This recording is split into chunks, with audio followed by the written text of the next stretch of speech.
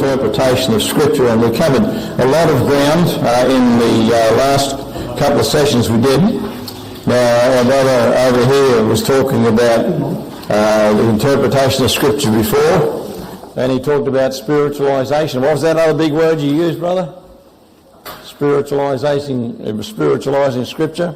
Mythological or allegorical. Allegorical. We talked about that. You remember back when we were doing this situation on Scripture, and remember we talked about the methods of interpretation, and we talked about the grammatical, historical interpretation of Scripture. We talked about literal language, symbolic language, metaphoric language, parabolic language, types and shadows and things like that.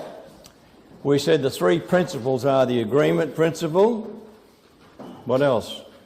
The context principle and the ethnic principle. So we gave you those sheets that shows 1 Corinthians chapter 10, how that there's give no offence to the Jew, the Gentile or the Church of God.